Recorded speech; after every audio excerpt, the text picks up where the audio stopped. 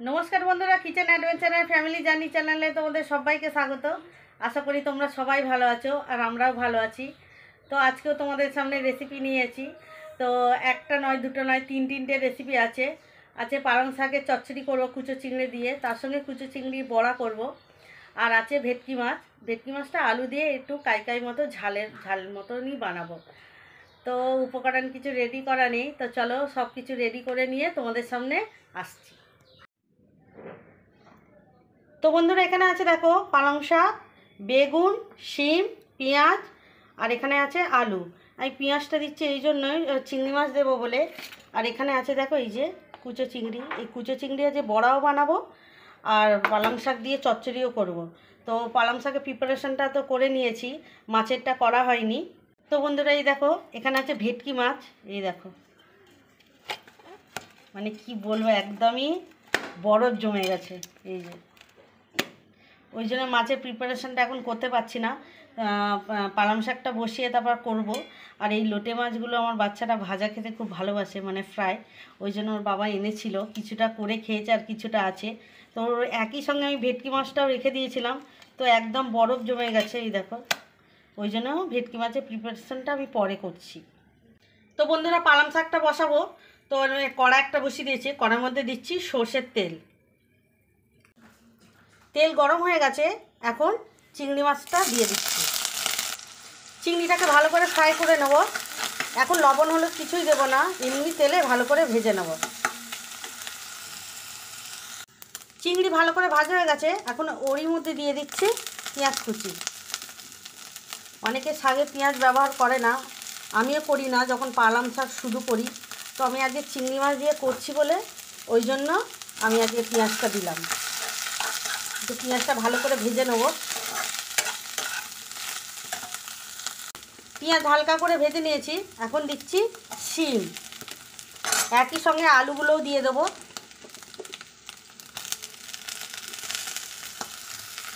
তো ভালো করে নেড়ে দেবো।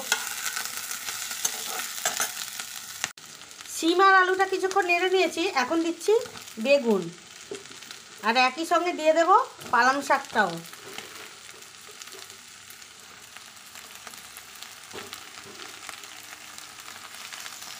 পালং শাক দেখতেই এতটা, এক্ষুনি কমে যাবে।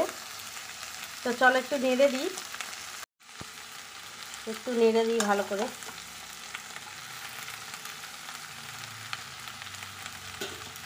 তো বন্ধুরা এখন একটু ঢাকা দিয়ে দিই, পালং শাকটা কমে গেলে নাড়তে সুবিধা হবে। তো চলো একটু ঢেকে দিই। তো পালং শাকটা আমি ঢেকে দিয়েছিলাম, চলো একটু খুলে দেখি। তো বন্ধুরা পালং শাকটা অনেকটাই কমে এসছে, আর এখন দিয়ে দিচ্ছি লবণ, দিয়ে একটু নেড়ে দেবো। এই দেখো জলও বেরিয়েছে অনেকটা। তো বন্ধুরা কিছুক্ষণ লবণটা দিয়ে নেড়ে নিয়েছি, আর এখন কিছু গুঁড়ো মশলা দেবো। দিচ্ছি হলুদ গুঁড়ো, দিচ্ছি জিরে গুঁড়ো, আর দিচ্ছি এই যে 4টে কাঁচা লঙ্কা।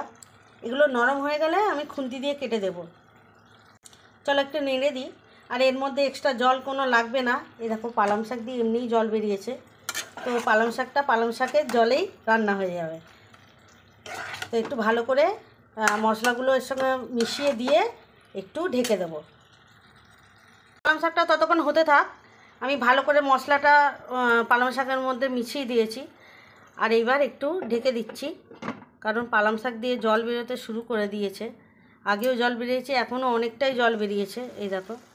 তো এটা ততক্ষণ আস্তে আস্তে হতে থাক। তো আমি মাছের উপকরণগুলো সব গুছিয়ে নেব। এখানে আছে টমেটো, পেঁয়াজ, আলু, ধনেপাতা, এগুলো দিয়ে আজ মাছের রেসিপিটা করব। আর এখানে আছে দেখো ভেটকি মাছ। এই মাছে এখন লবণ আর হলুদ মাখিয়ে নেব। দিচ্ছি লবণ, দিচ্ছি হলুদ গুঁড়ো, ভালো করে মাখিয়ে নেবো মাছের মধ্যে। এটা কিছুক্ষণ মাখানো থাক। এবার পালং শাকের চচ্চড়িটা একবার খুলে দেখব ঢাকাটা। চলো ঢাকাটা খুলে দেখি, একবার ভালো করে নেড়ে দেবো। এটা প্রায় হয়েই এসছে, দেখি আলু সেদ্ধ হলো কিনা। হ্যাঁ, আলুও ভালো মতো সেদ্ধ হয়ে গেছে। এটা কিছুক্ষণ নেড়ে নামিয়ে নেব। আর লঙ্কাগুলোকে এরকম খুন্তি দিয়ে দিয়ে কেটে দেব। তো বন্ধুরা পালং শাকটা একদম রেডি। এই দেখো নিচে লেগেও যাচ্ছে। তো এবার একটা প্লেটের মধ্যে তুলে নিচ্ছি।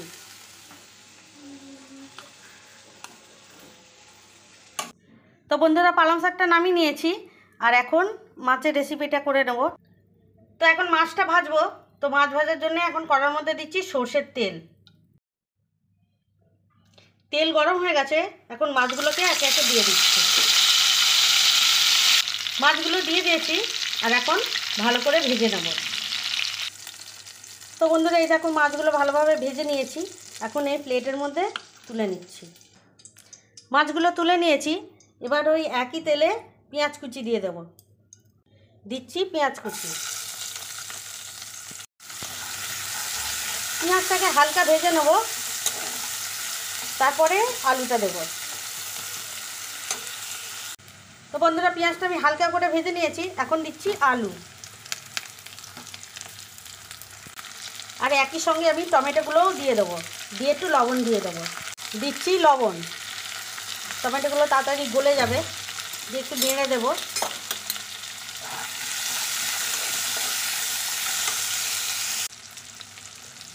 আলু আর টমেটো কিছুক্ষণ নেড়ে নিয়েছি, এখন দিচ্ছি আদা রসুনের পেস্ট। আদা রসুনটা দিয়েছি, এবার কিছুক্ষণ নেড়ে নেবো, তারপর কিছু গুঁড়ো মশলা এর মধ্যে দেবো। তো বন্ধুরা আদা রসুনটা দিয়ে আমি ভালো করে কষিয়ে নিয়েছি, আর এখন কিছু গুঁড়ো মশলা ওর মধ্যে দেবো। তো আমি একটু অল্প জল দিয়েছি যাতে মশলাগুলো পুড়ে না যায়, সেই জন্য। তো দিচ্ছি এখন হলুদ গুঁড়ো, দিচ্ছি ধনে গুঁড়ো, আর দিচ্ছি ঝাল লঙ্কার গুঁড়ো, যেহেতু আমি কাঁচা লঙ্কা ব্যবহার করব না তাই। আর ফ্লেভারটা ভালো হওয়ার জন্য আমি ধনে পাতাগুলো এখনই দিয়ে দিচ্ছি। এবারে মশলার সঙ্গে ভালো করে কষিয়ে নেব। চলো একবার নেড়ে নিই। তো বন্ধুরা তরকারি মশলাটা আমার একদম কষানো হয়ে গেছে, আর এখন পরিমাণ মতো জল দিয়ে দিচ্ছি। জলটা দিয়েছি, একটু নেড়ে দিই। আলুগুলো কষতে কষতে এমনিই সেদ্ধ হয়ে এসছে, আর ওই জন্য বেশি জল দিলাম না। এবার একটু ঢাকা দিয়ে দেবো। চলো একটু ঢাকা দিয়ে দিই, আর এইটা ততক্ষণ হতে থাক, আমি বড়ার উপকরণগুলো রেডি করে নেব। তো বন্ধুরা চিংড়ি মাছের বড়ার জন্য আমি নিয়েছি পেঁয়াজ, ধনেপাতা আর কাঁচা লঙ্কা। আমি দুটোই কাঁচা লঙ্কা নিলাম, কারণ আমি একটু গুঁড়ো লঙ্কাও ইউজ করব। আবার বেশি ঝাল হয়ে গেলে আমার ছোটোগুলো খেতে পারবে না। তো আমি এইগুলোকে একদম চপারে মিহি করে কুচিয়ে নেব। তো বন্ধুরা চপার নিয়ে নিয়েছি। আগে আমি ধনেপাতা আর কাঁচা লঙ্কাটা কুচিয়ে নেব, তারপর পেঁয়াজটা দেবো একই সঙ্গে। আগে ধনেপাতাটা আর কাঁচা লঙ্কাটা একটু কুচিয়ে নিই, মিহি করে কুচিয়ে নিই। চলো এটা একটু খুলে দেখি। এবার এর মধ্যেই আমি পেঁয়াজগুলোকেও দিয়ে দেবো। চলো পেঁয়াজগুলোকেও দিয়ে দিয়েছি। চলো একটু খুলে দেখি।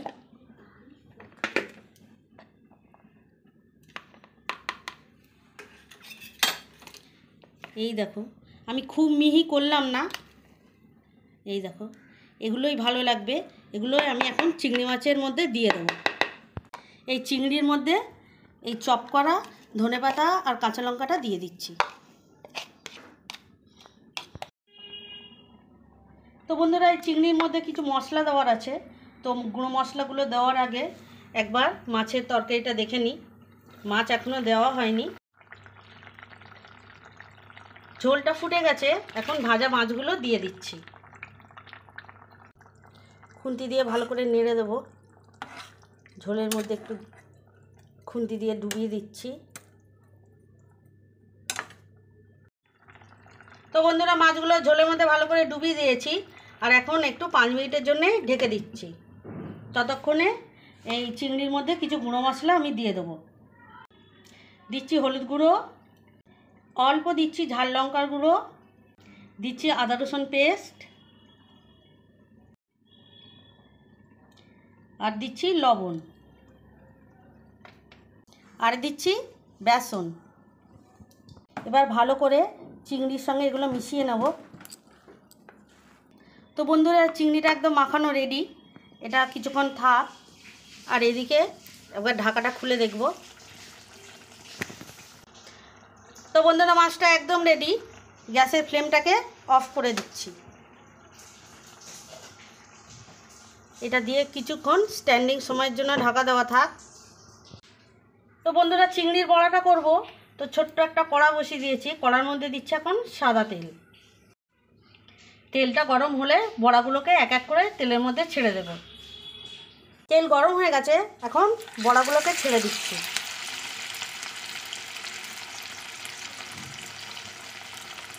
ভালো করে লাল লাল করে ভেজে নেব। বড়াগুলোকে একবার উল্টে দেব।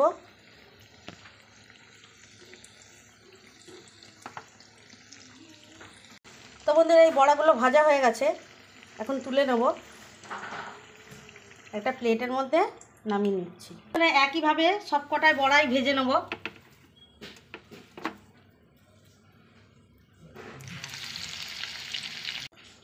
এই বড়াগুলোও ভাজা হয়ে গেছে, এবার তুলে নিচ্ছি। তো বন্ধুরা সব বড়া কটা ভেজে নিয়েছি, আমার 3টে রান্না একদম কমপ্লিট। এখানে আছে দেখো আলু দিয়ে ভেটকি মাছের রেসিপি, আর এখানে আছে চিংড়ি মাছের বড়া, আর এখানে আছে পালং শাকের চচ্চড়ি চিংড়ি দিয়ে। তো বন্ধুরা রেসিপিগুলো আমার মতো করে একবার তোমরা ট্রাই করো প্লিজ, আর সাবস্ক্রাইব করে আমার পাশে থেকো, এইটুকুই অনুরোধ। তো আজকের মতো টাটা।